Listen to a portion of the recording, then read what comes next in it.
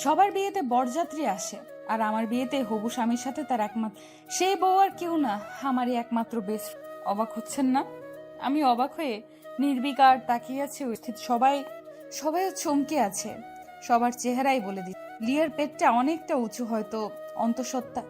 আচ্ছা, আয়ান ভাইয়া বিবাহিত হলে আমার সাথে এতদিন প্রেমের নাটক কেন করলো? আমার ইমোশন নিয়ে খেললো? আমি রৌনককে বিয়ে করতে পারবো না বাবা। আমার স্ত্রী আছে, আর সে আমার হবু সন্তানের মা হতে চলেছে। তোমার যদি রওনাকে বিয়ে করার ইচ্ছা ছিল না, তাহলে এত নাটকের কি প্রয়োজন ছিল? সে যাই হোক, আমি পারবো না বিয়ে করতে, মানে পারবো না। এসব ড্রামা অফ করো। আমাকে আর লিয়াকে ভিতরে যাইতে দাও। লিয়া অনেক টায়ার্ড, এই মুহূর্তে ওর বিশ্রামের প্রয়োজন। এই পরিস্থিতিতে আয়ান শুধু তাদের কথাই ভেবে যাচ্ছে। এটা ভেবে সবাই আশ্চর্য হয়ে গেছে।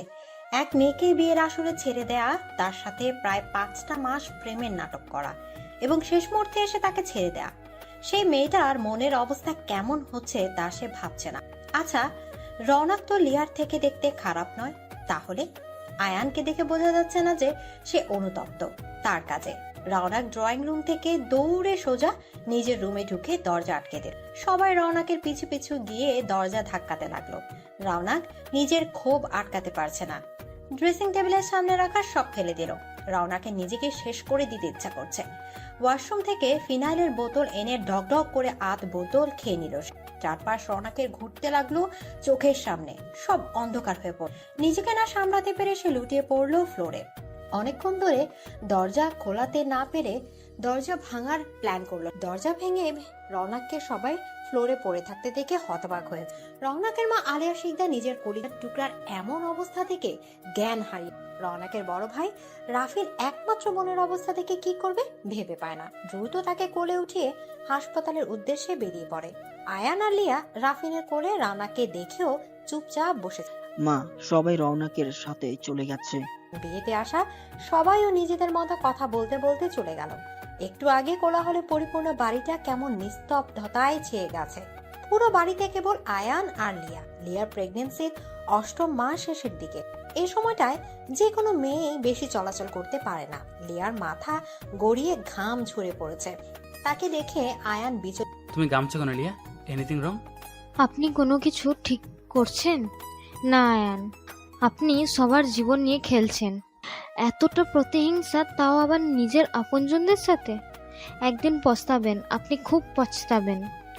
আমার রনুর যদি কিছু হয়ে যায় আয়ান, আমি ক্ষমা করব না আপনাকে।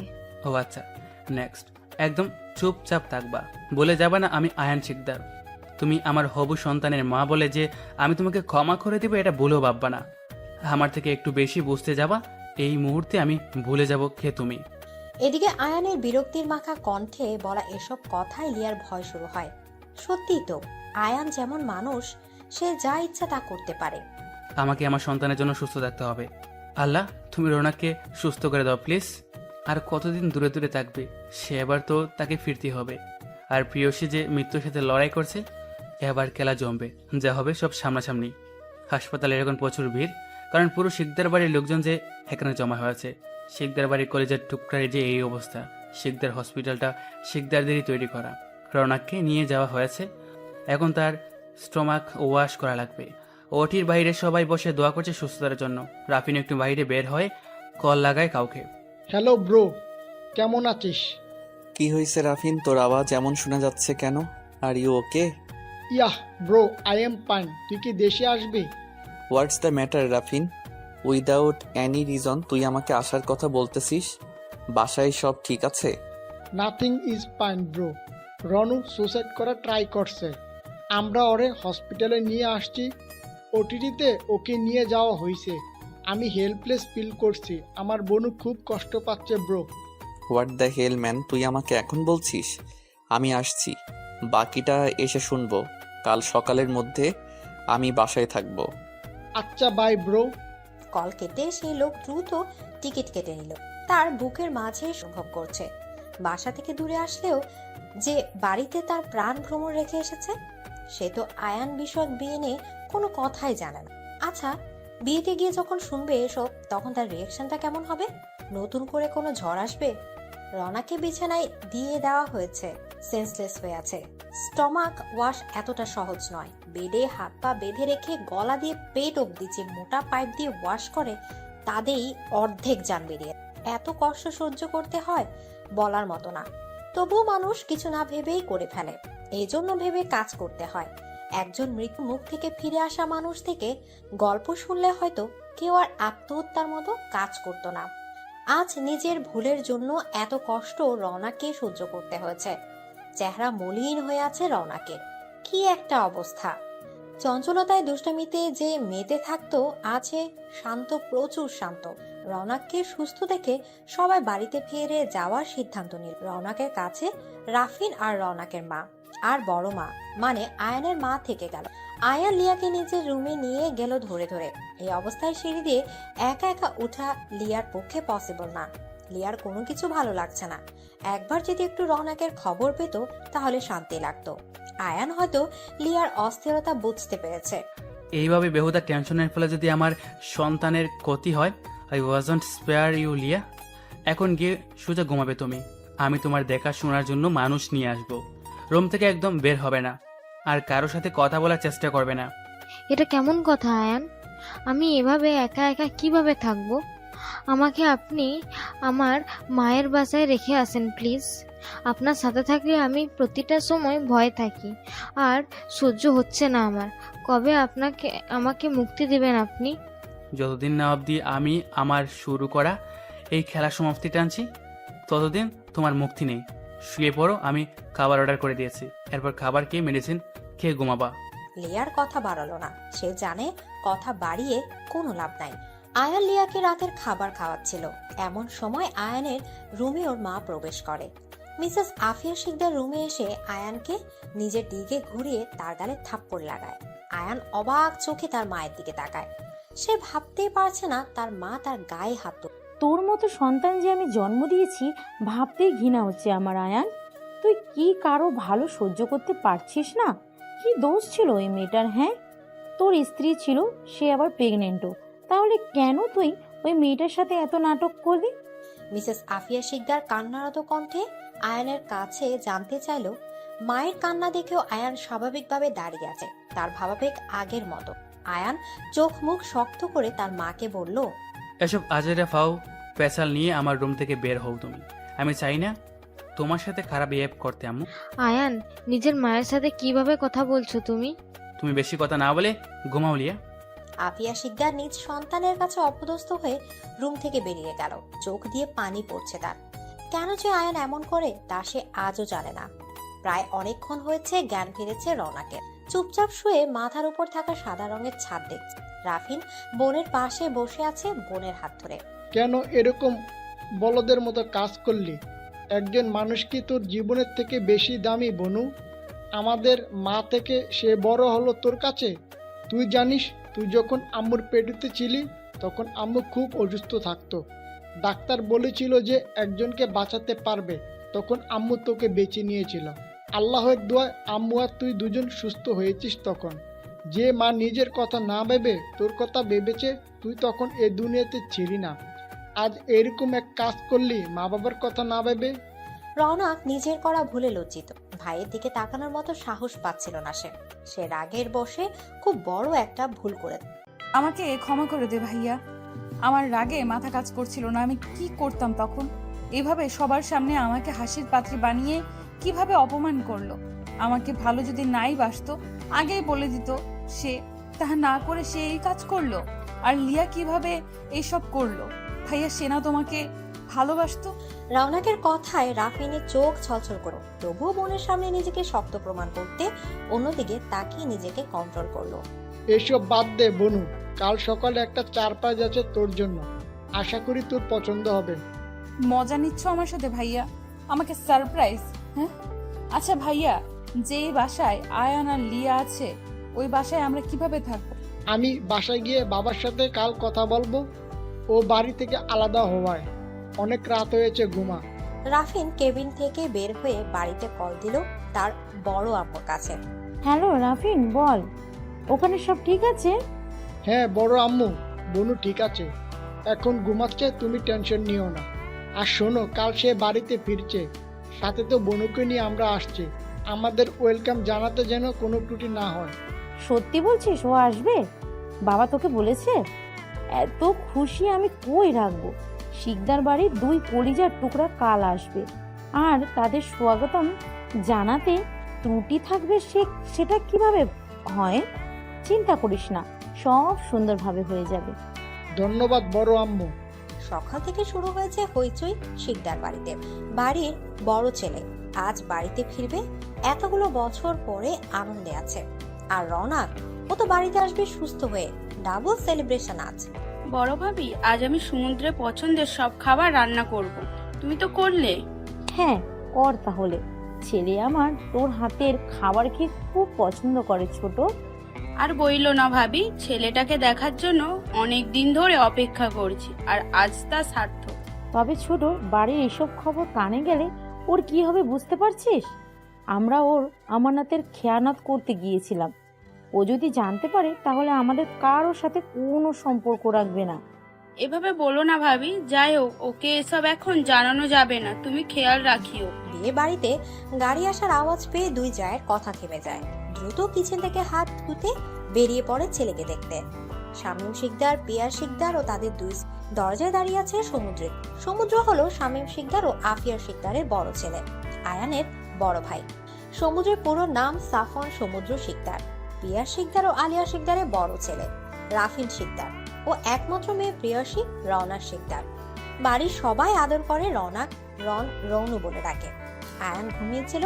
সবার হইচইয়ের আওয়াজ পেয়ে লিয়া ধীরে ধীরে হেঁটে বেলকনিতে এসে দাঁড়ায়। গাড়ি থেকে একজন বয়স 26-এর মতো যুবককে নামতে দেখে। কালো প্যান্ট ও কালো টি শার্ট পরা, গায়ের রং ফর্সা, উচ্চতা 5 ফিট 6 ইঞ্চি, চোখে কালো সানগ্লাস, মুখে হালকা খোঁচা খোঁচা দাড়িতে ছেলেটাকে খুব সুন্দর লাগছে। ছেলেটি গাড়ি থেকে নেমেই আগে বাবা মাকে সালাম করে জড়িয়ে ধরে।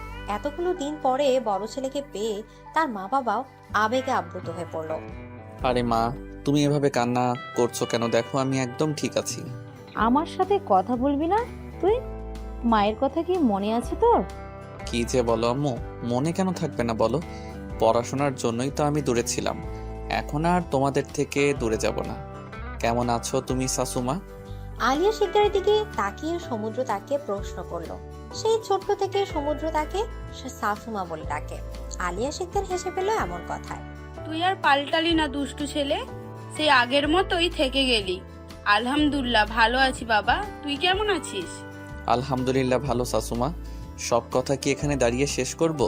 আমাকে বাড়িতে ঢুকতে কি দিবে না? ইসরে, আমরা সবাই তোকে কাছে পেয়ে ভুলেই গেছি। চল চল তাড়াতাড়ি। সবাই সমুদ্রকে নিয়ে বাড়ির ভেতর গেল। এতক্ষণ এসব কিছু অবাক চোখে দেখছিল লিয়া। উপর থেকে স্পষ্টভাবে সব কথা শোনা যায় না, তাই সে তাদের কথোপকথন শুনতে পায় না। ছেলেটার সাথে আয়ানের চেহারার অনেক মিল। এসব প্রশ্নের জবাব সে আয়ান থেকেই পাবে। এই জন্য রুমে গিয়ে আয়ানকে ডেকে তুলল।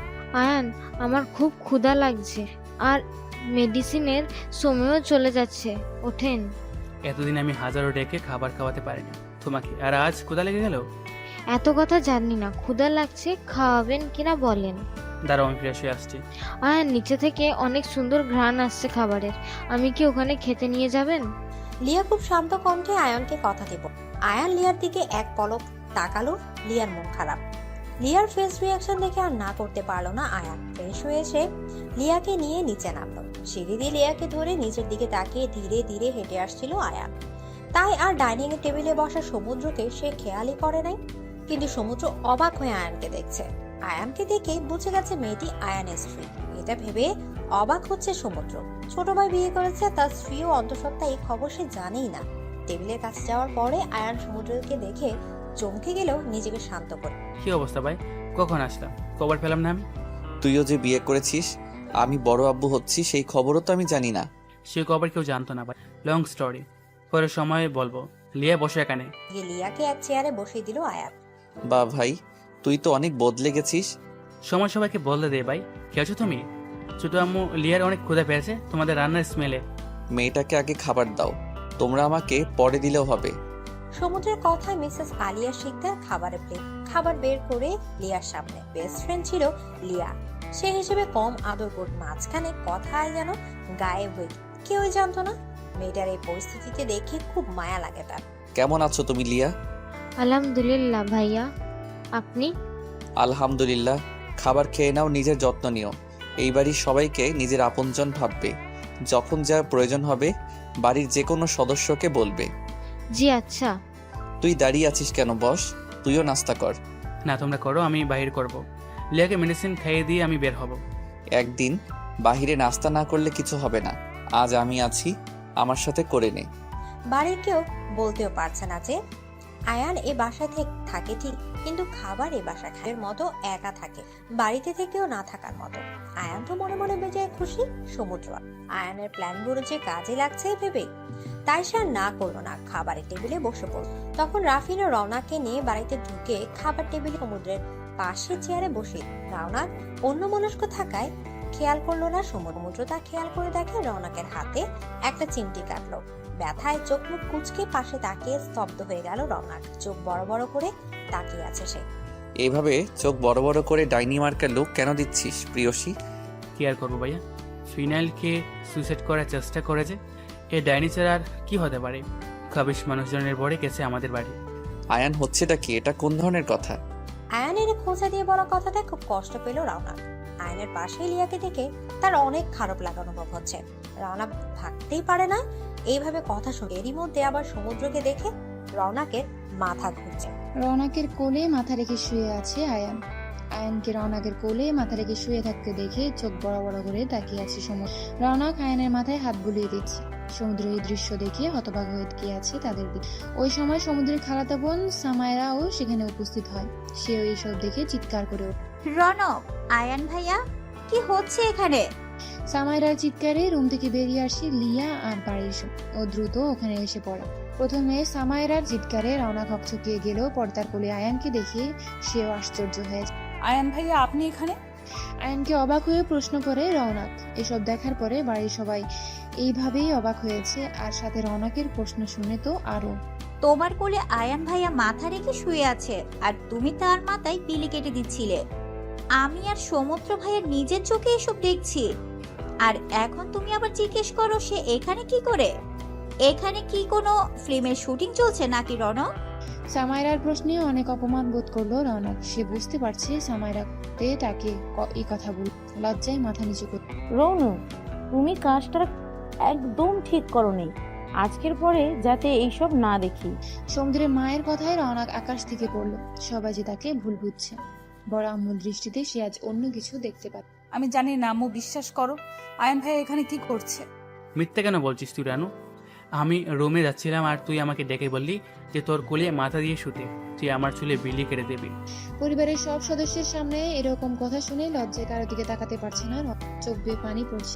এটা হচ্ছে প্রচন্ড তার আয়ান। তা আয়ান যে আপনাকে বলল আর আপনিও তাকে না বলতে পারলেন না? সবাই যে যার কাজে যান, সামান্য বিষয়টাকে এত বড় করে দেখার মতো কিছু হয় নাই। ছোট বোন বড় ভাইয়ের চুল বিলি কেটে দিতেই পারে। লিয়ার কথায় সবাই চলে গেল। রওনাককে ওর মা, রওনাকের সেখানে দাঁড়ানো আছে সামায়রা, আয়ান এবং তোমার হাজবেন্ডকে এক মেয়ের সাথে দেখেও তুমি এত স্বাভাবিকভাবে আছো কিভাবে? ভাবি, সব জেনেও দেখে রেখো জামাইকে রনের মতো মেয়ে থেকে। ওয়েট এ মিনিট, রনের মতো মেয়ে মানে? তোমার কথার মানে বুঝলাম না। শুনো সামায়রা, যে বাড়িতে দাঁড়িয়ে আছো সেটাও রওনাকের বাড়িতে। রওনাককে আমি অনেক আগে দেখে চিনি। সে কেমন? তুমি এটুকু কথাকে এত বাড়াচ্ছ কেন? আজব, নিজের চরকায় তেল দাও। অন্যের ব্যাপারে নাক না গলিয়ে তুমি আমার বোনের সাথে কিভাবে কথা বলছো লিয়া? সামাইরা যেমন তোর খালাতো বোন, রওনাকও কিন্তু তোর চাচাতো বোন। বলে যাস না আয়ান।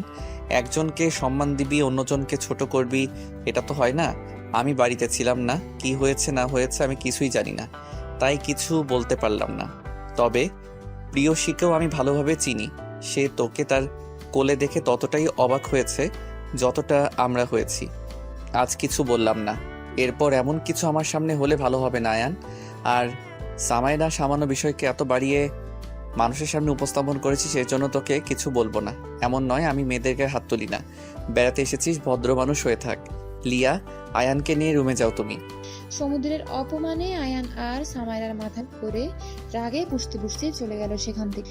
লিয়া মুচকি হেসে সমুদ্রকে উদ্দেশ্য করে বলে, ভাইয়া, সবসময় আমরা চোখের সামনে যা দেখি তা সত্যি নাও হতে পারে। আমি অবাক হই না একটুও, কারণ সব আমি নিজের চোখেই দেখেছি। কিন্তু আমি কাউকে বলি নাই, কারণ আপনার আম্মুর ব্যবহারে। মানুষ বলে না, যার যার তার তারই, এই কথাটার ব্যাখ্যা আমি আজ পেলাম। লিয়াও চলে গেল রুমে। লিয়া এক রহস্যের মধ্যে সমুদ্রকে রেখে গেল। সমুদ্র প্রচুর টায়ার্ড থাকায় নিজের রুমে চলে গেলেও বাড়ির মানুষ ব্যবহার আর কথাবার্তায় তার সন্দেহ হচ্ছে। এখানে এমন কিছু হয়েছে তা সে জানে না। তার প্রেয়সী কেন সুসাইড করার চেষ্টা করছিল এই আমু বিশ্বাস করো, আয়ান ভাইয়া ওইখানে ওই অবস্থায় কিভাবে ছিল আমি জানি না। রওনাকের কান্না করতেও কষ্ট হচ্ছে। মেয়ের অবস্থা দেখে মেয়েকে শান্ত করার চেষ্টা করতে লাগলেন। আমি জানি তো আমার মেয়ে এই রকম না। কি হয়েছে আমি জানতেও চাইবো না মা, কারণ আমি তোকে বিশ্বাস করি।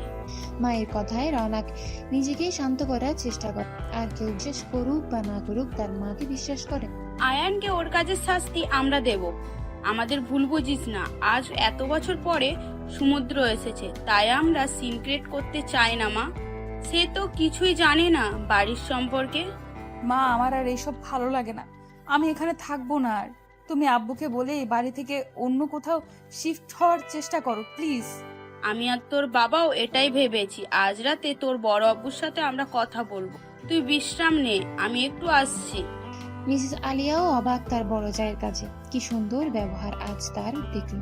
কষ্ট পেয়েছে তার মেয়ে, এই নিয়ে মিসেস আফিয়ার কোনো মাথা। সে কি সুন্দর তার ছেলেদের নিয়ে ব্যস্ত।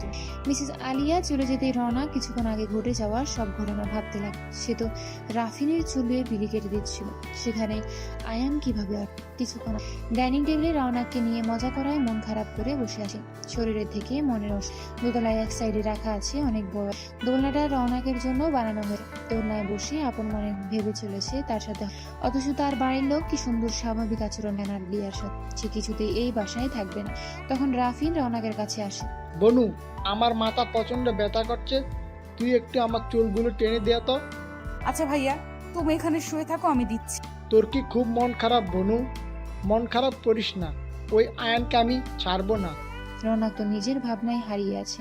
তার কানে রাফিনের কথা বলা যাচ্ছে না। সে এতটাই ভাবনায় হারিয়েছিল যে রাফিন উঠে সেখান থেকে চলে গেল। বাড়ির বাইরে শব্দ টের পেল না। আয়ান নিজের রুমে যাচ্ছিল, তখন সমুদ্রকে আসতে দেখে সেও সুযোগ বুঝে রাফিনের জায়গা নিয়ে নেয়। বর্তমানে কি চান আপনি আমার থেকে আয়ান? কেন এমন করছেন? আমাকে এতটা ছোট করছেন সবার সামনে। আমার কি দোষ আয়ান, আমাকে বলবেন? আর পারছি না আমি এইসব নিতে। রওনাক এসব ভাবতে ভাবতে ঘুমিয়ে গেল। মিসেস আলিয়া রান্নাঘরে গেলে মেয়ের দুপুরে খাবার বানাতে। রান্নাঘরে গিয়ে আফিয়াকে দেখেও না দেখার মতো করে নিজের কাজ করতে লাগলো। আফিয়ার সাথে কথা বলতে ইচ্ছে করছে না তার। নিজের বড় বোনের মতো ভাবতো সে আফিয়াকে, আর আজ তার ব্যবহার মানতে কষ্ট হচ্ছে আলিয়ার। আলিয়া, মেয়েকে বুঝাও। তুমি তোমার যা হবার তা হয়ে গেছে। এখন আয়ানের স্ত্রী এখানে আছে, আয়ান থেকে দূরে থাকতে বলো তুমি। এইসব শোভা পায় না। আমি ওর ইমোশন বুঝি, বাট আয়ান তো বিবাহিত এখন। মিসেস আফিয়ার কথায় আলিয়া হা করে তাকিয়ে আছে তার দিকে। সে ভাবতেও পারছে না মিসেস আফিয়া এসব কিভাবে ভাবছে। কোন মুখে আপনি এসব কথা বলছেন ভাবি? আপনাদের মধ্যে মিনিমাম লজ্জা কাজ করছে না? আপনার ছেলে এত বড় অন্যায় আমার মেয়ের সাথে করার পরও আপনি ছেলের সাপোর্টে এমন নোংরা ভাবনা আমাদের মেয়ের সম্পর্কে ভাবেন? ভাবাভাবির কি আছে? আজ আমি, তুমি, সবাই সবার চোখের সামনে দেখলাম কি ঘটেছে। রওনাকের বয়স কম, আবেগ কাজ করে, হয়তো করে ফেলেছে তখন। আলিয়া শিকদার কি আর বলবে। এই কথায় সে আর কথা না বাড়িয়ে নিজের মতো রান্না। আফিয়া শিকদারও খাবার বেড়ে নিয়ে যেতে লাগলো সামাইরার জন্য। সামাইরা রুমে গিয়ে খাবার রেখে দিল সে। জানো খালামণি, তোমার ছোট ছেলের বউ আমাকে অনেক অপমান করেছে। আমি যা দেখেছি তাই তো বলেছি, বলো। বাদ দে সামাইরা, তোকে যে কাজের জন্য এখানে এনেছি সেই কাজে মন দে।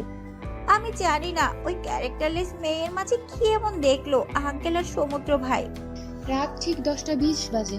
শিকদার বাড়ির কি নিয়ম হলো, সকালের এবং রাতের খাবার সবাই একসাথেই খাবে, কারণ দুপুরে সবার অফিস থাকে, ছোটদের স্কুল কলেজ। এই নিয়মটা সমুদ্রের দাদার তৈরি করা। নিয়ম অনুযায়ী খাবার টেবিলে সবাই এসে বসে। সবার শেষে রওনাক সেখানে উপস্থিত হয়। সমুদ্র রওনাককে চেয়ার টেনে জায়গা করে দিল বসার জন্য। তা ছোট আম্মু, তুমি এখন কেমন আছো? ভালো আছি বড় আব্বু। শামীম শিকদারের প্রশ্নে মৃদু স্বরে জবাব দিল রওনা। পিয়া শিকদার এবার নরম গলায় বড় ভাইকে উদ্দেশ্য করে, ভাইয়া, আমি একটা কথা জানতে চাই।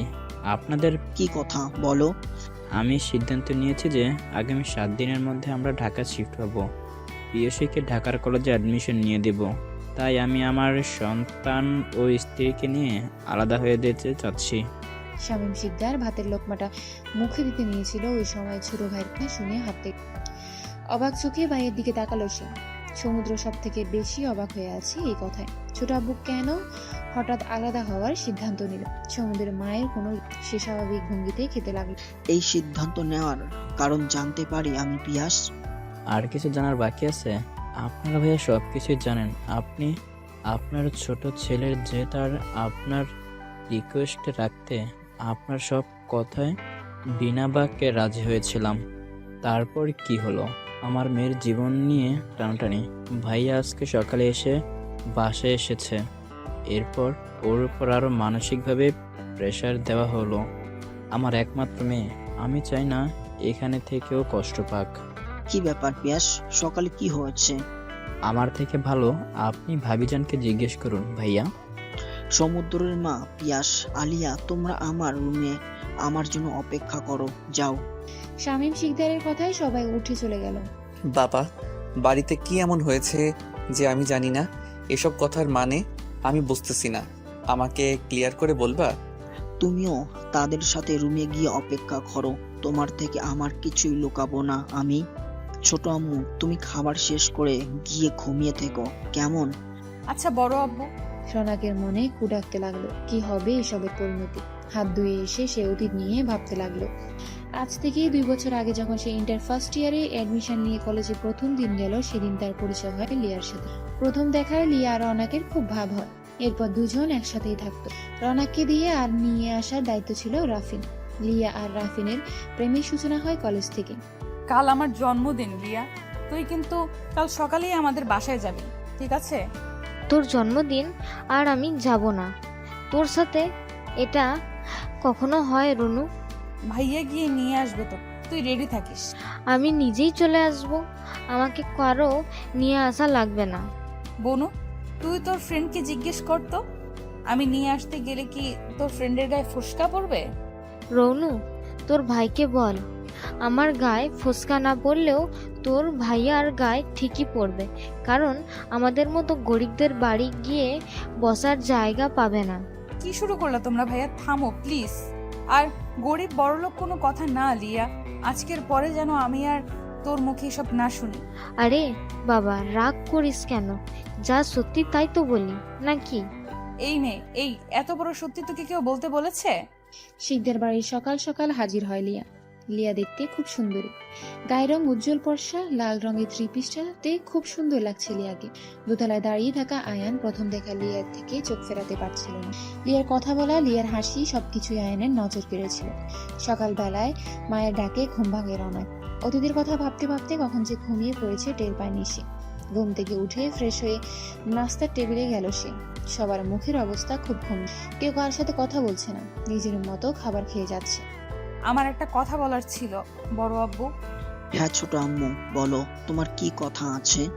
আব্বু, লিয়া আর আয়ানের বিয়ের কথা তো কেউ জানে না, আর যেহেতু শিকদার বাড়িতে নতুন অতিথির আগমন হচ্ছে, তাদের ওয়েলকাম তো করতেই হয়, তাই না? আমি চাচ্ছিলাম কি আমরা বাসায় সবাই মিলে ছোটখাটো একটা অনুষ্ঠান করি। তোমার মাথা ঠিক আছে ছোট আম্মু? এত কিছুর পরেও তুমি ওদের জন্য ভাবছো, যারা তোমাকে ঠকানোর আগেও 2 বার ভাবে নাই। আমি আয়ান আর লিয়াকে বাড়ি থেকে বের করি নাই কারণ লিয়ার অবস্থার কথা ভেবে। যেহেতু তোমরা তাকে কিছুই বলো নাই, তাই এখন আর আমার জন্য তোমাদের নিজেদের মধ্যে ঝামেলা করার কোনো প্রয়োজন নাই বড় আপু। আমার কপালে যা ছিল তাই হয়েছে। সমুদ্র তখন নিচের দিকে তাকিয়ে শুধু নিজের মতো করে খেয়ে গেছে।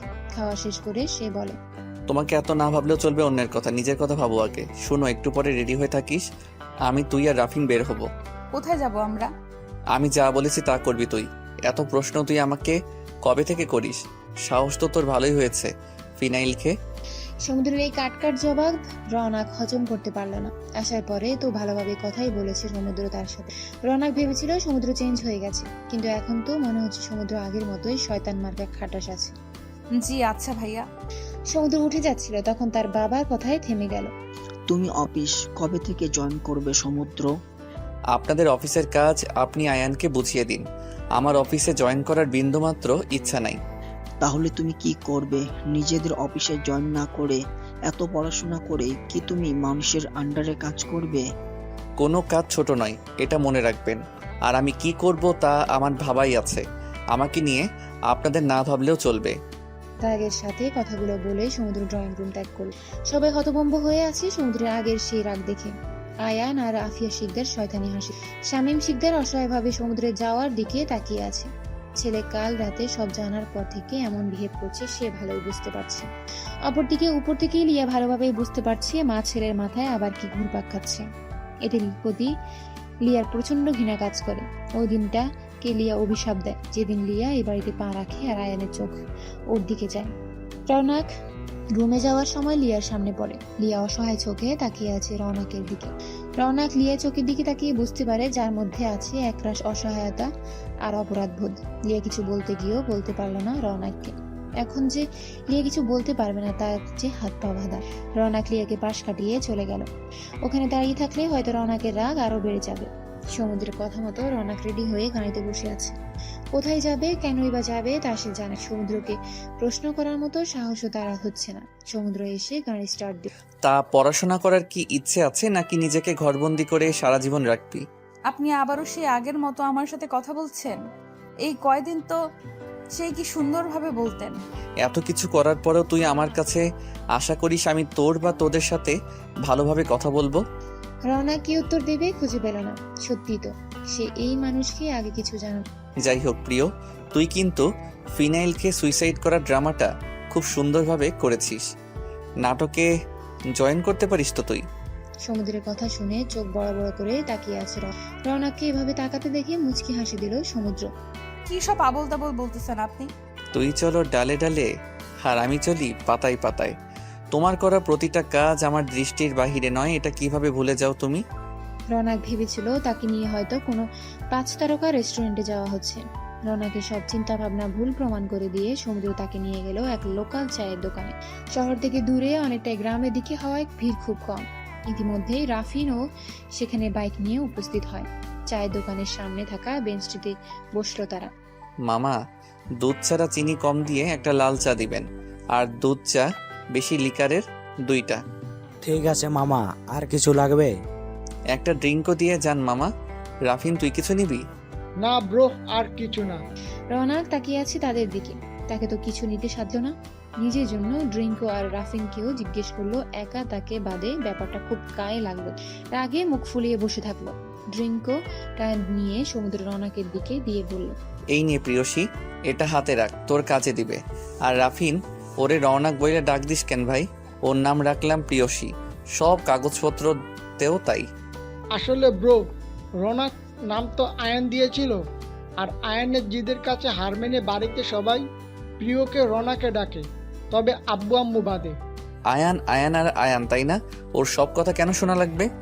কেউ কোনো আওয়াজ করছে না। সমুদ্র রেগে গেছে। প্রিয়সী এখন নিজের মতো ড্রিঙ্ক খাচ্ছিল। সমুদ্র এবার প্রিয়সীর দিকে তাকিয়ে বলল, তুই আমাকে বল যে তুই সুইসাইড করার চেষ্টার নাটক কেন করলি? ইভেন রাফিন, তুই কেন সাপোর্ট দিলি? আর আসলে আমি এইসব তোতলানো আর আমি বাদ দিয়ে আসল কথায় আসো জলদি। সমুদ্রের কথায় প্রিয়সী আর রাফিন দুজনে একে অপরের চেহারা দেখতে লাগলো। কি উত্তর দেবে সে সবাইকে? আসলে ভাইয়া, হয়েছেটা কি আমি তোমাকে বলি। গত বছর আমার জন্মদিনে লিয়া আমাদের বাসায় প্রথম আসে। লিয়ার রাফিন ভাইয়ের রিলেশন ছিল। তারা একে অপরকে খুব ভালোবাসতো। হোয়াট? লিয়া রাফিনকে ভালোবাসলে আয়ানকে কেন বিয়ে করলো? আমার কথার মধ্যে বাম হাত কেন দাও? সব কথা শুনবে না ক্লিয়ার করে? আজও প্রিয়সীর রাগী কণ্ঠে দমে গেল সমুদ্র। তবু নিজের ইমেজ ঠিক রেখে বলল, এরপর বলতে থাক।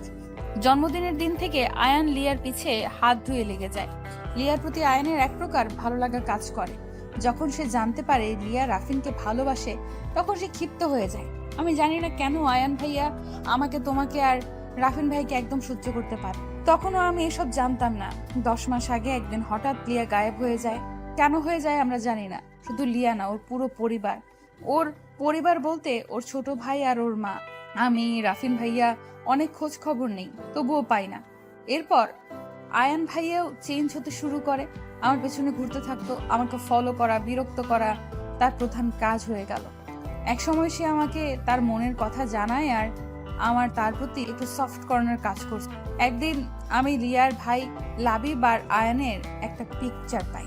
ফোনের ডায়াল প্যাড খুঁজে লিয়ার মায়ের নাম্বার নিয়ে ওনার সাথে দেখা করার পর যা জানলাম তা শুনে আমি অনেক অবাক হয়ে গেছি। লিয়ার মা বলেছিল লিয়ার সাথে আয়ানের বিয়ে হয়ে গিয়েছে। লিয়া 7 মাসের অন্তঃসত্ত্বা। কিভাবে কি হয়েছে তখন জানলাম। আয়ান লিয়ার মা আর ভাইয়াকে কিডন্যাপ করে বাধ্য করে বিয়ে করেন। এরপর ওদের অন্য জায়গায় শিফট করে সবার সাথে যোগাযোগ বন্ধ করায়।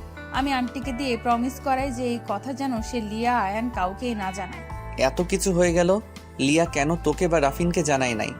এটা আমিও জানি না ব্রো, সে কেন আমাকে বা বোনকে এইসব জানায় নাই। তাহলে আয়ান তোকে কেন বিয়ের আসরে নিয়ে গেল আর এত নাটক করলো? সে কথা আমিও জানি না, এটা জানার চেষ্টা করেছি অনেক। ওই দিন আমি এইসব কথা রাফিন ভাইয়া ছাড়া কাউকেই জানাই নাই। এদিকে আয়ান ভাইয়া আমাকে প্রপোজ করে, আমি উত্তর না দেওয়ায় সে বাসায় জানায় আমাকে বিয়ে করবে। প্রথমে বড় আব্বু আর বড় আম্মু রাজি হয় না। আয়ান কিন্তু আপনি দেশ ছেড়ে যাওয়ার আগে থেকে বাড়িতে খাবার খায় না, এমনকি আঙ্কেলের টাকাও চলে না। আজও কেউ এই খবর জানে না যে সে কি কাজ করে, এত টাকা কোথায় পায়। কেউ জিজ্ঞেস করলেও বলে না। বড় আম্মুকে দিয়ে বড় আব্বুকে এই কথায় রাজি করায়, না হয় আয়ান ভাই মরে যাবে এই কথা বলে। একে তো আপনি বড় আব্বুর সাথে যোগাযোগ রাখতেন না, তার উপর আয়ানকে যা একটু দেখতো যদি ছেলেকে হারিয়ে ফেলতে হয় এই ভয়ে বড় আব্বুও রাজি হয়। আমার বাবা মাকে বড় আম্মু অনেক ইমোশনাল ব্ল্যাকমেইল করে রাজি করান। যখন আমি জানালাম আমি এই বিয়ে করব না, তখন বড় আব্বু আমাকে তার মাথা ছুঁয়ে কথা আদায় করেন। বাধ্য হয়ে আমি রাজি হই। আয়ান ভাই আমাকে কোনো উদ্দেশ্যে বিয়ে করতে চাইছে আমি জানি না, তবে শিওর ছিলাম বিয়েটা হবে না, আর তাই হলো। বিয়ের দিন আয়ান ভাই লিয়াকে নিয়ে হাজির। সব ঠিক হলে তুই কেন সুইসাইডে নাটকটা করলি? আমি বলছি ব্রো, তুমি তো এমনি এমনি আসবে না, তাই আমি বনুকে এই আইডিয়াটা দে যে এটা কর, তাহলে ভাইয়া চলে আসবে। আমাকে দিয়ে তোরা কি করবি? হ্যাঁ, সমুদ্র এক বুক আশা নিয়ে তাকিয়ে আছে প্রিয়সীর। তার মনের মধ্যে কি চলছে তা প্রকাশ করার বাহিরে। আমি তোমাকে আসতে বলেছি, তার কারণও আছে। আমাদের আয়ান ভাই সম্পর্কে জানতে হবে, ওনার মূল উদ্দেশ্য আমাদের খুঁজে বের করতে হবে। এই কাজ আমি বা রাফিন ভাই একা পারবো না, তাই তোমাকে আনা। কথা শেষ করে প্রিয়সী সমুদ্রের দিকে মুচকি হেসে তাকালো। সমুদ্রের হতাশ দৃষ্টিত্ব তার প্রিয়র দিকে তাকালো। রাফিন শব্দ করে হেসে দিল। তোর এত হাসি কেন পাচ্ছে রে রাফিন? ভাই চা খাবা না? চা তো পানি হয়ে গেছে। তুই যে একা একা চা খেলি, আমাদের মনে করিয়ে দিবি না যে আমাদেরটা ঠান্ডা হয়ে যাচ্ছে?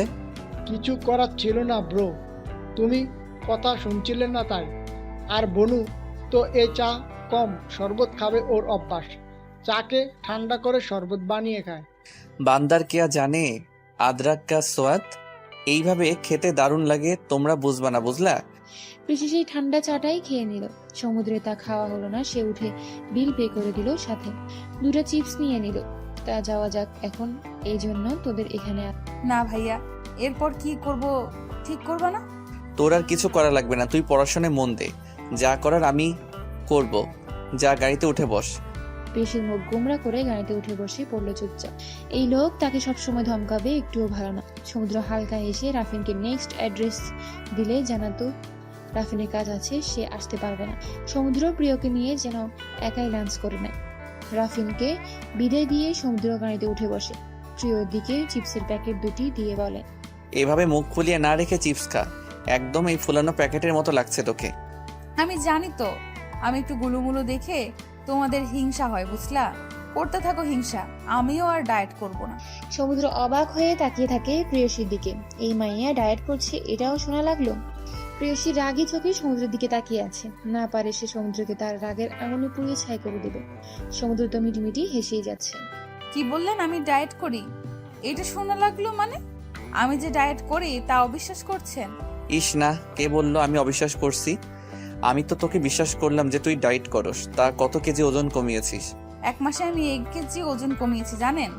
প্রিয়সী অনেক ভাব নিয়ে কথাটা বলল। প্রিয়সীর কথায় শুনে হো হো করে হেসে ফেলল সমুদ্র। প্রিয়সী অবাক হয়ে সমুদ্রের হাসি দেখে যাচ্ছে। লোকটার হাসি এত সুন্দর কেন? আমি এভাবে তাকালাম কি ভাববে? আপনি হাসছেন কেন এইভাবে? হাসবো না তো কি করব আমি? লাস্টে শোনা লাগলো প্রিয়সী শিকদার 1 কেজি ওজন কমিয়ে এত ভাব নিচ্ছে। আমি জানি আপনার জলে আমি গুলোমুলো দেখে আপনার হয়তো জেলাস ফিল হয়, আমি বুঝি। সমুদ্র হেসে গাড়ি ড্রাইভ করা শুরু করে দিল। প্রেয়সী নিজের মতো চিপস খাচ্ছে আর ফোন বের করে স্ক্রল করা শুরু করে দিল। দুজনের মধ্যে আর কোনো কথা হচ্ছে না। প্রেয়সী খুব মনোযোগ দিয়ে ফোনে কিছু করছে। প্রিয়, লাঞ্চে কোথায় যাবি? আপনার যেই জায়গায় ভালো লাগে সেইখানেই চলো। মোবাইলে এত মনোযোগ দিয়ে কি করছিস? ভার্সিটি থেকে আমাদের অ্যাসাইনমেন্ট দিয়েছে, তা আমার ফ্রেন্ড ইনবক্সে শেয়ার করলো আমার সাথে। পড়াশোনা তো ছেড়ে দিয়েছিস, ভাবছি এবার তোকে বিয়ে দেওয়া যাক। আমি বিয়ে করছি না এখন, তুমি করো, সময় হলেই দেখা যাবে। রেস্টুরেন্টের সামনে গিয়ে গাড়ি থামিয়ে প্রেয়সীকে বলল ভিতরে যেতে। সমুদ্র গাড়ি পার্ক করে আসবে। সমুদ্রের কথা মতো প্রেয়সীও রেস্টুরেন্টের মধ্যে ঢুকে সমুদ্রের অপেক্ষা করতে লাগলো। প্রেয়সী বসে বসে মেনু কার্ড দেখছিল। তখন ওয়েটার এসে জানতে চাইলো প্রেয়সী কি নিবে।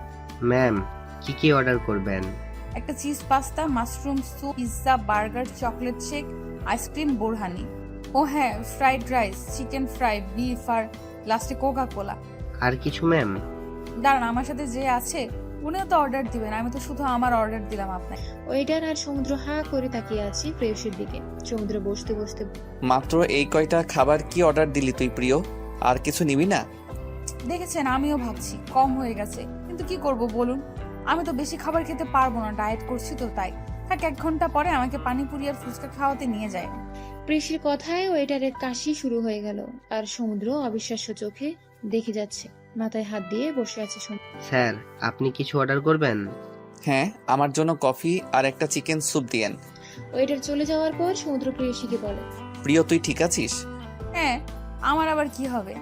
জানেন ভাইয়া, আমার ক্ষুধা কম লাগছে। যদি বেশি ক্ষুধা লাগতো না, তাহলে আমি কতগুলো খাবার যে অর্ডার দিতাম আজ। এত খাবার অর্ডার দেওয়ার পরেও বলছিস তোর কম ক্ষুধা লাগছে? এর থেকেও আরো বেশি খাইতে পারিস। এত খাবার কোথায় যায় প্রিয়? এই, আপনি আমার খাবারের দিকে একদম নজর দিবেন না ভাইয়া। আশ্চর্য, খাবার আবার কোথায় যাবে? আমার পেটেই যায়। তুই কোন ডায়েট চার্ট ফলো করিস আমাকেও দিস। বাসায় আমার রুমের দেওয়ালে টানানো আছে, বাসায় গিয়ে দেখে নিয়েন। চুপচাপ থাকেন, খাবার দিতে এত লেট করছেন কেন? সমুদ্র মনে মনে ভাবছে এই কোন খাদকের পাল্লায়।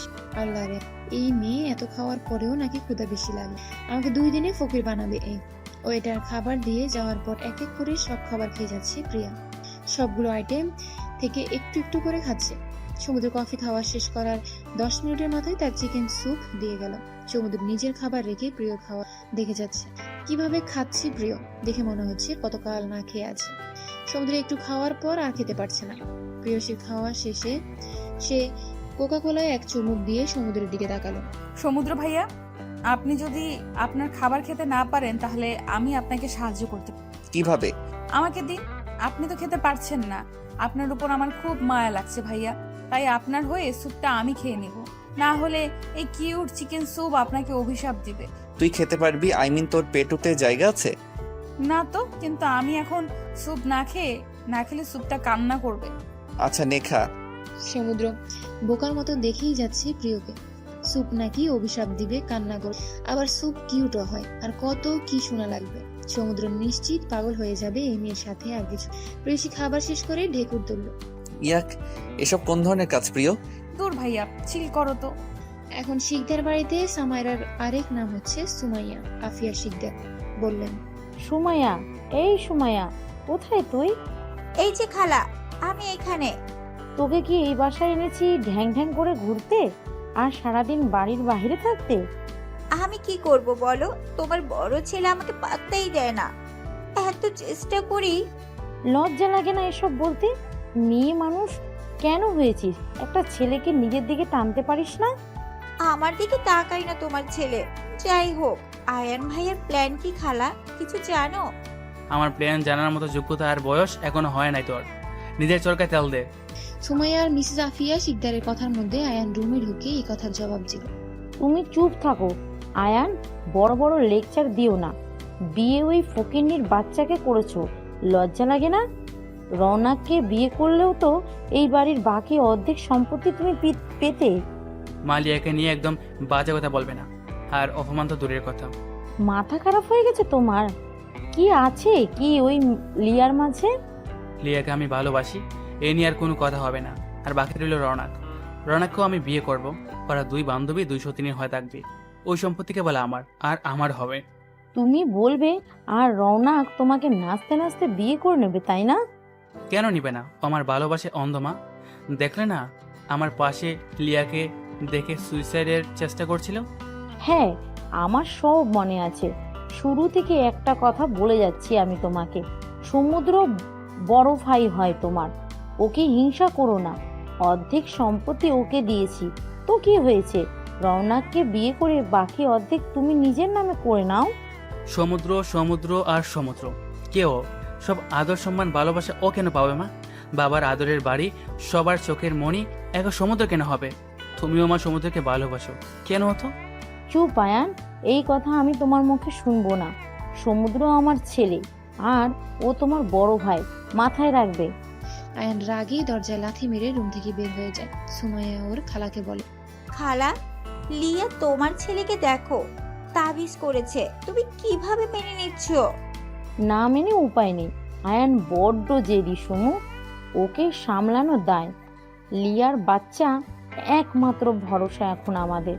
তুই যেভাবেই হোক যা করতে হয় কর, সমুদ্রকে প্রেমের জালে ফেল। প্রিয়সী এত এত খাবার খেয়ে আর উঠে দাঁড়াতে পারছে না।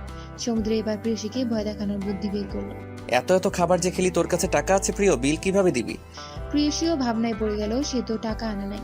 এখন সে সমুদ্রের দিকে অসহায়ভাবে তাকায়। আমার দিকে তাকাবি না, আমি এত টাকা দিতে পারবো না। এত কিপটেমি করেন কেন? দিয়ে দেন না, বাসায় গিয়ে আম্মুর থেকে নিয়ে আপনাকে দিয়ে দিব। দিতে পারি, আমার একটা শর্ত আছে। আচ্ছা, আমি আপনার সব শর্ত মানতে রাজি ভাইয়া। সমুদ্র রওনাককে নিয়ে নদীর পাড়ে ঘুরতে যায়। সুরেশ্বর নদীর পাড়টা আসলে খুব সুন্দর। একটা নতুন ক্যাফের কাজ চলছে পাশে। দেখতে খুব সুন্দর লাগছে, টিন আর কাঠ দিয়ে বানানো হচ্ছে ক্যাফে হাউসটি। জায়গাটা খুব সুন্দর সমুদ্র ভাইয়া। আমাকে কি আপনি এই ক্যাফেতে যখন পুরো তৈরি হয়ে যাবে তখন আবার নিয়ে আসবেন? জায়গাটা কি তোর খুব বেশি পছন্দ হয়েছে প্রিয়? হ্যাঁ, দেখেন কি বাতাস, সামনে নদী কি শান্ত। আচ্ছা, আমি ওখানে গিয়ে নিচে নেমে পানিতে পা ডুবাই? না, দরকার নেই, পড়ে যাবি তুই। না, দেখেন ওই যে কত মানুষ নিচে নেমে কাজ করছে, তাদের তো কিছু হচ্ছে না। আমার সাথে বেশি তর্কের দরকার নেই, চল। তুই না ফুচকা খাবি? হ্যাঁ, খাওয়াবেন? আমার কাছে তো কোনো টাকা নাই, আমি দিতে পারবো না। দেওয়া লাগবে না, চল বাইরে দেখি কোথাও ফুচকা পাওয়া যায় নাকি। সন্ধ্যা ঘনিয়ে এলো, প্রিয়সী আর সমুদ্র বাড়ি ফিরল। বাড়িতে সমুদ্রের সাথে প্রিয়সীকে ঢুকতে দেখে আয়ান রেগে হাত মুষ্টিবদ্ধ করে ফেলে। দ্রুত সে সেখান থেকেই সরে যায়, যাতে সমুদ্র আর প্রিয়সী ওকে না দেখতে পায়। সমুদ্র চলে গেল নিজের রুমে। প্রিয়সীকে তার রুমে যেতে বলে আয়নের রুম পাস করে যাওয়া লাগে। আয়নের রুমের সামনে দিয়ে যাওয়ার সময় প্রিয়সীকে টেনে দেওয়ালের সাথে চেপে ধরে রাখে। থতমত খেয়ে যায় প্রিয়সী। আয়নের এসব কাজে সে কিছুই বুঝতে পারছে না। আমাকে এইভাবে টেনে নিয়ে আসার মানে কি? বাহ রৌনক, তোর এই রাগে রাগে আওয়াজ তো আমার সেই লাগে। মজা করছেন আমার সাথে আয়ান ভাইয়া? আমার হাত ছাড়ুন। আমার প্রতি ভালোবাসা 2 দিনের মধ্যেই শেষ? বাহ, আজ আবার আমার বড় ভাইয়ের সাথে? ভালোবাসা শব্দটা অন্তত আপনার সাথে যায় না। আপনার স্ত্রী ঘরে আছে, আপনার এরকম কাজ শোভা পায় না। আর এসব নোংরা কথা আমাকে বললে ভালো হবে না। প্রিয়সী আয়নকে এক পাকা ধাক্কা মেরে সরিয়ে রাগে হন হন করতে করতে নিজের রুমে কেমন সারা শরীর রীতিমতো ঘিন ঘিন করছে তার। ওয়াশরুমে জামা কাপড় নিয়ে চলে গেল। আয়ান নিজের রুমে যাওয়ার জন্য পিছু ফিরে তাকিয়ে দেখে লিয়া দাঁড়িয়ে আছে। লিয়া আয়ানকে তাকাতে দেখে আবার নিজের রুমে শোনো, যা জানো চুপচাপ থাকো। রাফিনকে দেখে কি তার প্রতি পীড়িত উতলে উতলে পড়ছে? আমাকে নিজের মতো চরিত্রহীন ভাবছেন মিস্টার সিকদার? মুখ সামলিয়ে কথা বলো লিয়া। ওহ প্লিজ সেট আপ। আপনার মুখে এসব কথা মানায় না। আপনি নিজের ক্যারেক্টার সামলান, আর কিছুদিন পর সন্তানের বাবা হবেন। ভেবে দেখছেন এমন চেহারা নিয়ে সন্তানের সামনে কিভাবে দাঁড়াবেন?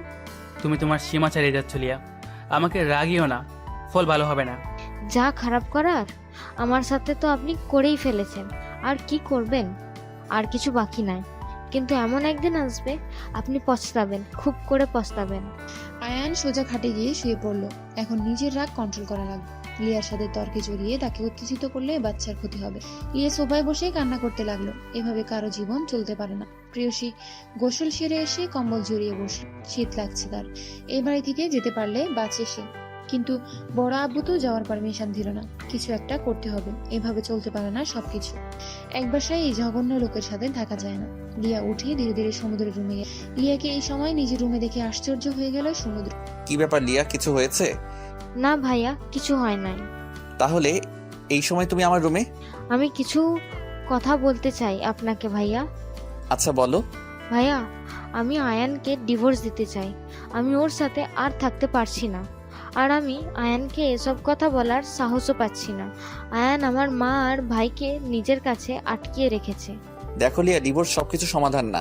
ভেবে দেখো, এখন তুমি একা না। বাবুরে তো আয়ান তোমাকে দিবে না।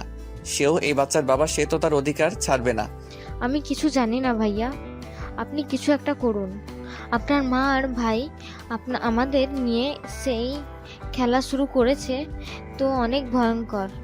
উনি আয়ানের সাথে আবরারের প্রেয়সীর বিয়ে দিতে চাচ্ছেন, আর আয়ানও রাজি। আমার জীবন যেভাবে নষ্ট হলো, আমি চাই না আমার বেস্ট ফ্রেন্ডের জীবনটাও ও এইভাবেই নষ্ট হোক। আয়ান অনেক ভয়ঙ্কর ভাইয়া। নিজের উদ্দেশ্য হাসিল করতে কাউকে মেরে ফেলতেও দুবার ভাববে না। সমুদ্র অবাক হয়ে তাকিয়ে আছে লিয়ার দিকে। মেয়েটা নিশ্চুপ কান্না করে যাচ্ছে, হেঁচকে উঠে গেছে তার। সমুদ্র বেশি অবাক হলো তার মায়ের কথা শুনে। সে কি ঠিক শুনেছে? তার মা এমন জঘন্য কোনো কাজ করতে পারে? শান্ত হও লিয়া, তোমার এই অবস্থায় এমন অস্থির মানায় না। এক কাজ করো, গিয়ে রেস্ট নাও, আমি দেখছি কি করা যায়। লিয়া সমুদ্রের কথায় বর্ষা ফেলো। সমুদ্রের মাথা কাজ করছে না, কি করবে। উঠে সে তার বাবার মায়ের কাছে গেল। আম্মু আসবো? হ্যাঁ বাবা, আয় তুই। তোর কি পারমিশন নেওয়া লাগে? আমি কিছু কথা বলতে চাচ্ছি বাবা তোমাদের। হ্যাঁ বল। শুনো, আয়ানের বিয়ে হয়েছে, কয়েকদিন পর এই বাড়িতে নতুন একজন আসবে, তাই না? আমি চাচ্ছিলাম ব্যবসার সব ভার তুমি আয়ানের উপর ছেড়ে দিয়ে রেস্ট করো। কি বলতে চাচ্ছিস তুই বাবা? আর এই সম্পত্তির অর্ধেক মালিক তুই। আমার নামের সব সম্পত্তি আমি আগেই তোকে দিয়ে দিয়েছি। এইটাই তো অন্যায় করেছো তুমি বাবা। আমার কথায় কষ্ট পেও না বাবা। আমি যেমন তোমার সন্তান, আয়ানও ঠিক তেমন। তাহলে আমাদের দুজনকে তোমার সমান চোখে দেখা উচিত। তুমি কিভাবে তোমার নামের সব আমাকে দিয়ে দিলে? আয়ান কি পেয়েছে বাবা? ওর অধিকার আছে। শিকদার বাড়ির একমাত্র বংশধর তুই সমুদ্র, আর এই শিকদার বাড়ির রক্ত হিসেবে তোর পাওয়ার কথা। তাহলে বাবা, আজ আমারও বলার কথা, আয়ান যেমন তোমার ছেলে না, তেমন আমিও তো আম্মুর ছেলে না। সেই হিসেবে আম্মুরও আমাকে লালন পালন করা উচিত হয় নাই। আমাকে সে আয়ানের থেকে বেশি ভালোবাসা দিয়েছে, এটাও তার উচিত হয় নাই। তোমার ভাবনা আর কাজের জন্য আয়ানের এই অবস্থা। সমুদ্র, তুই তোর বাবার সাথে এভাবে কথা বলবি না। ওনার যা ভালো মনে হয়েছে তিনি তাই করেছে, এইসব বলার কোনো মানে নাই। কিভাবে বাদ দিব আম্মু? তুমি আমাকে কোনো স্বার্থ ছাড়াই ভালোবেসে গেলে। আর আব্বু কেন পারলো না আয়ানকে আমার মতো করে দেখতে? ছোট থেকে সব আমি পেয়েছি, আয়ান কিছু পাই নাই। বাবা তার খোঁজও রাখে নাই। আফিয়া শিকদার কান্না করছে। সে যেমন হোক সমুদ্রকে সে অনেক ভালোবাসে। সমুদ্রের জন্য তার ভালোবাসা আদৌ স্নেহ কম ছিল না, কিন্তু তার বাবা আয়ানের প্রতি সে সমান দায়িত্ব পালন করতে পারেনি। আজ এত সবকিছুর জন্য দায়ী একমাত্র সমুদ্রের বাবা। সে যদি আয়ানকে সমুদ্রের মতো ভালোবাসা দিত, তাহলে আয়ানের মনে সমুদ্রের তিক্ততা এসে জমে। সবকিছুর লিমিট থাকে। ছোটবেলা থেকে আয়ানের প্রতি এমন ব্যবহার করায় তার মন বিষিয়ে গেছে, তাই তো সমুদ্রকে ঘৃণা করে। আমার কথায় কষ্ট পেয়ে থাকলে ক্ষমা করে দিও, কিন্তু এটাই। তোর কথা ভুল নয় সমুদ্র, আমি অন্যায় করেছি, তাই আয়ান এমন হয়েছে। তুই যা ভালো মনে করিস তাই কর। দরকার নাই সমুদ্র, তোমার নামে যা আছে তোমার থাকুক, আয়ানকে দিতে হবে না। আমি তোমাকে আয়ানের থেকেও বেশি ভালোবাসি। আমি জানি আম্মু তুমি আমাকে ভালোবাসো, আমিও তোমাকে অনেক ভালোবাসি। এই সম্মতির জন্যই না তুমি আমার প্রিয়সীকে আমার থেকে আলাদা করে আয়ানের সাথে বিয়ে দিতে যাও, যাতে আয়ান ওর ভাগের সম্পত্তি পায়। আমার প্রিয়সী কে হলেই হবে, আর কিছু চাই না। রাতে উকিল আসবে, তোমরা উপস্থিত থেকো ঠিক সময়ে। আমি আসি। সমুদ্রে যাওয়ার পথে তাকিয়ে থাকে তাদের দুজনের মনে আজ পাহাড় সমান অপরাধবোধ। দুজন সমান। শিকদার বাড়ির প্রতিটা মেম্বার আজ ড্রয়িং রুমে উপস্থিত। প্রেগনেন্ট লিয়াও সেখানে এসে দাঁড়ায়। তা দেখে প্রেয়সী উঠে দাঁড়িয়ে তাকে বসতে দেয়। আমাদের আজ এখানে ডাকার কারণ কি সমুদ্র, আমাদের বলবে? হ্যাঁ অবশ্যই চাচ্চু, জানাবো। আশা করি আপনি আমাকে বিশ্বাস করেন। তোকে বিশ্বাস করবো না তো আর কাকে করবো বাবা? তাহলে বসে একটু অপেক্ষা করো। প্রেয়সীর বাবা আর সমুদ্রের কথোপকথনে আয়ান বিরক্ত হচ্ছে। আয়ান সেও কিছু বলতে পারছে না। কি এমন কাজ যে সবাই চুপচাপ আছে? তখনই একজন উকিল বাড়িতে আসলো। সরি সমুদ্র, আমার আসতে একটু লেট হয়ে গেল। ইটস ওকে মিস্টার মিনহাজ, এবার আপনার যা কাজ করার তা শুরু করুন। সব রেডি করাই আছে, শুধু আপনাদের সাইন করলেই হবে। প্রেয়সী এতক্ষণ চুপচাপ থাকলো, এবার জিজ্ঞেস করলো, এসব কিসের কাগজপত্র? আর সবাই সাইনই বা কেন করবে? এটা আমার নামের সম্পত্তির কাগজ। আমার নামে যা যা বাবা দিয়েছেন, আজ আমি তার সব কিছু আয়নের নামে দিয়ে দিচ্ছি। সমুদ্রের কথায় ওর বাবা মা বাদে পরিবারের সবাই আশ্চর্য হয়ে গেল। সমুদ্র কেন এসব করছে? আয়ান তো আকাশ থেকে পড়ছে বলে মনে হচ্ছে। এসব কি বলছো ভাইয়া? আমি কেন তোমার নামের সম্পত্তি নেব? এই সম্পত্তি তোমার বাবার, তাই এর উপর অধিকারও তোমার। আমার একার বাবা না, তোরও বাবা সে আয়ান। হয়তো সে ভুল করেছে, তাই বলে মা যেমন আমাদের দুজনের বাবাও সেম। আর আমার যা সিদ্ধান্ত নেওয়ার আমি নিয়ে নিয়েছি। কারো কোনো আপত্তি আছে? কেউ কিছু বলল না, কারণ যার সম্পত্তি সে নিজে দিয়ে দিয়েছে তাতে অন্য কেউ কি বলবে। আর সব থেকে বড় কথা, সমুদ্র কিছু না ভেবে কিছু করে না। আয়ান আর কিছু বলল না। এত সম্পত্তির মালিক সে একা হবে এসব ভেবে খুশিতে তার চোখ চিকচিক করে উঠল। কিছু না করেও সব তার নিজের হচ্ছে, এ থেকে ভালো আর কি হবে। আয়ানের নামে সব লিখে দিল সমুদ্র, আর বাকি সবাই শুধু নির্ভর শ্রোতা। তখন একজন হুজুর টাইপ লোক আসলো। ছোট আব্বু, আমি জানি তুমি আমাকে খুব ভালোবাসো। মনে আছে তুমি আমাকে কি ওয়াদা দিয়েছিলে? আজ তোমাকে তোমার ওয়াদা পূর্ণ করতে হবে। আমাকে আমার আমানত ফেরত দিতে হবে। আমার সব মনে আছে রে, আমাকে ক্ষমা করে দিস। আমি তোর আমানতের খেয়ানত করতে যাচ্ছিলাম। আমার কোনো আপত্তি নাই যদি প্রিয়সী রাজি থাকে। প্রিয়সী, ওর বাবা আর সমুদ্রের কথায় অবাক হয়ে বোকার মতো তাকিয়ে আছে। কি বিষয়ে কথা হচ্ছে তা তাদের বোধগম্য হচ্ছে না। প্রিয়সীর মা মেয়ের দিকে তাকিয়ে আছে। সে সিদ্ধান্ত নিল মেয়েকে জানাবে। মেয়ের হাত ধরে ওখান থেকে চলে গেল বাড়ির ভিতরে। এর মধ্যে ওখানে সমুদ্র ও বাকি সব পেপার চেক করে নিল। অনেকক্ষণ পরে যখন প্রিয়সীকে নিয়ে ওর মা আসেন, প্রিয়সী তখন নিশ্চুপ নিজের দিকে মাথা দিয়ে দাঁড়িয়ে আছে। প্রিয়সীর মা জানালো সে বিয়েতে রাজি। সমুদ্র আর প্রিয়সীর বিয়ে করানো শুরু হলো। আয়ান শুধু নির্বাক শ্রোতা হয়ে দাঁড়িয়ে আছে। সে আজ জিতেও হেরে গেল। সমুদ্র সম্পত্তি দিয়ে মেইন জিনিস নিয়ে গেল, হাতের কাগজ মুষ্টিবদ্ধ করে রাখলো। আয়ানের অবস্থা দেখে মৃদু হাসল লিয়া। দেখুক কেমন লাগে যখন নিজের অতীব প্রিয় জিনিস না চাইলেও হারানো লাগে। রাফিন এক দৃষ্টিতে লিয়ার দিকে তাকিয়ে আছে। লিয়াকে দেখতে খুব সুন্দর লাগছে। প্রেগনেন্সির জন্য হয়তো লিয়ার চেহারায় এত লাবণ্যময় লাগছে। কি গুলুমুলু লাগছে মেয়েটার। চোখে কোণে এসে পানি দিয়ে জমাতে শুরু করলো। দৃষ্টি ঝাপসা হতে লাগলো রাফিনের। আজ হয়তো আয়ানের জায়গায় তার থাকার কথা ছিল। আজ লিয়ার গর্ভে আয়ানের সন্তান না রাফিনের হতো। কিন্তু সব কি আর চাইলেও পাওয়া যায়? লিয়া রাফিনের ভাগ্যে ছিল না, তাই আজ সে অন্য কারো। চোখ থেকে গড়িয়ে পড়া পানি হাত দিয়ে মুছে ফেলল সে। সমুদ্র আর পিয়ুষীর বিয়ের পরে সমুদ্র সবাইকে জানান তার চাকরি না হওয়া অবধি তারা এই বাড়িতেই থাকবে। সমুদ্রের এহেন কথায় বাড়ির কেউ রাজি না। প্রিয়সী, আমি চাইছি তুই তোর নামের সব রাফিনকে দিয়ে দিবি। আজ থেকে তুই আমার স্ত্রী। আমি চাই তোর স্বামীর যতটুকু আছে ততটুকুই তোর হবে। আর যদি তুই চাস এই শিকদার বাড়িতে থাকতে তাহলে আমার আপত্তি নেই, কিন্তু আমি এই বাড়িতে থাকবো না। এখন এই বাড়ি আয়ানের। যেমন আয়নের ঠিক তেমন আমারও সমুদ্র। তুমি আর প্রিয়সী কোথাও যাস না বাবা। ছোট আব্বু, আম্মু, আমাকে বিশ্বাস করতে পারো। আমি যেখানে যাই তোমাদের মেয়েকে কষ্ট পেতে দিব না। ও যাতে সব থেকে ভালো থাকে আমি সেই ব্যবস্থাই করব। ভাইয়া তুমি এখানে থাকবে, কোথাও যাবে না। আয়ান না চাইতেও নিজের ইমপ্রেশনস বজায় রাখতে এটা বলল। না আয়ান, আমি অনেক পেয়েছি এই বাসা থেকে, এবার না, তোর পালা। প্রিয়সী, আমি চাই আমরা যাওয়ার পর রাফিন ও তার সমান অধিকার পাক। রাফিন নিজের অধিকারে দাপটের সাথে এই বাসায় থাকবে। ভবিষ্যতে ওর বিয়ে হবে, তখন ওর স্ত্রী সন্তান হবে, যাতে তাদের অধিকার ঠিকঠাক থাকে। প্রেয়সীর মনে সমুদ্রের প্রতি সম্মান বাড়তেই থাকে। থাকবেই না কেন? সমুদ্র সবার কথা ঠিকভাবে মনে রেখে সব সিদ্ধান্ত নেয়। আমার কোনো সমস্যা নেই। আমার কোনো কালেই এইসবের প্রতি আগ্রহই ছিল না। শুধু দাদু আমাকে এইসব দিয়ে যায়। আমিও চাই সবকিছু আমার ভাই পাক। আমার ভাইয়া আমাকে খুব ভালোবাসে, আমিও বাসি। কথা বলতে বলতে রাফিনের কাছে গিয়ে কান্না করে দেয় প্রেয়সী। কোনো কান্না পাচ্ছে তার, সে জানে না। হয়তো এই ভাইয়ের থেকে দূরে যেতে হবে এই কথা ভেবে। এটাই যে নিয়তি। রাফিনের বিয়ের কথা শুনে লিয়ার মুখটা ঢক করে উঠল। উঠবেই বা না কেন? নিজের সামনে নিজের ভালোবাসা অন্য কারো হবে এমন কথায় তো কষ্ট হবেই। কিন্তু লিয়া, সে তো অনেক আগে রাফিনকে ঠকিয়েছে। সে তো আয়ানের মোহে আটকে রাফিনকে ধোকা দিয়েছিল। আয়ান তো একাদশী না। লিয়ার ইচ্ছে না থাকলে আয়ানের একা এত দূর আগানো কখনোই হতো না। সুমাইয়া নিজের বান্ধবীর জন্মদিনে গিয়েছিল। সে যখন এসে জানবে সমুদ্রের বিয়ে হয়ে গেছে তখন কি হবে? সবাই যে যার কাজে ব্যস্ত। আজ হুট করে যেভাবে বিয়ে হয়ে যাবে কেউ ভাবে না। প্রেয়সী নিজের রুমে দরজা আটকে বসে আছে। প্রেয়সীর মা আর সমুদ্রের মা রান্নাঘরে রান্না করতে ব্যস্ত। আয়ান যেন কোথায় বেরিয়ে গেছে। ড্রয়িং রুমে সোফায় বসায় লিয়ার সামনেই রাফিন। এভাবে বসে থাকাতে লিয়ার খারাপ লাগছে, কিন্তু হুট করে দাঁড়াতে পারে না।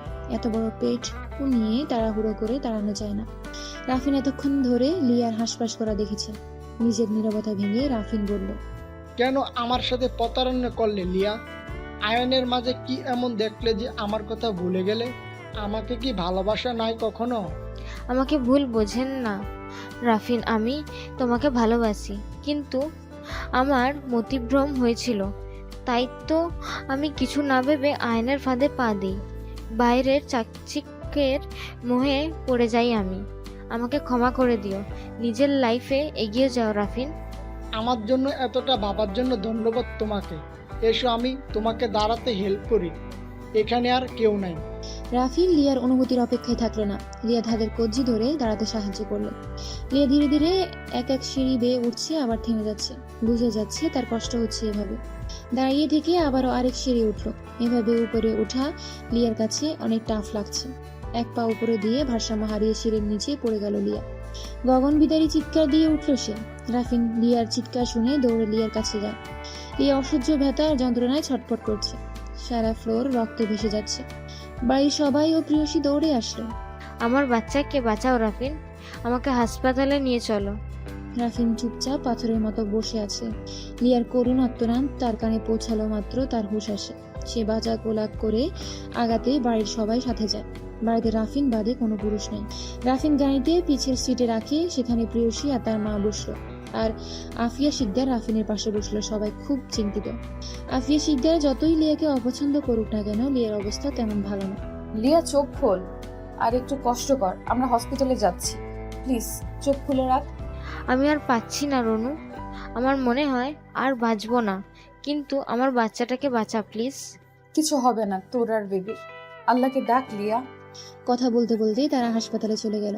প্রিয়সীর মা সবাইকে ফোন দিয়ে খবর জানানো, শুধু সমুদ্র আর আয়ানকে ফোনে তারা পায় না। লিয়াকে ওটিতে নিয়ে যাওয়া হয়েছে। রক্ত লাগবে তা আফিয়া শিকদার দিবে বলে ঠিক করেছে। লিয়ার অবস্থা তেমন ভালো না, সিজার করতে হবে তার। সবাই চুপচাপ বসে বসে আল্লাহকে স্মরণ করে যাচ্ছে। ঘন্টা খানিকের মধ্যে সমুদ্রের বাবা আর প্রিয়সীর বাবাও সেখানে উপস্থিত হয়। নার্স একটা বাবুকে কোলে নিয়ে আসি। লিয়ার ছেলে বাবু হয়েছে, তবে উপর থেকে বড়ায় বাচ্চাটা মাথায় ভালোই চোট পেয়েছে, তাই তাকে শিশু ওয়ার্ডে ভর্তি করে রেখেছে। লিয়ার এখনো জ্ঞান ফিরে নাই।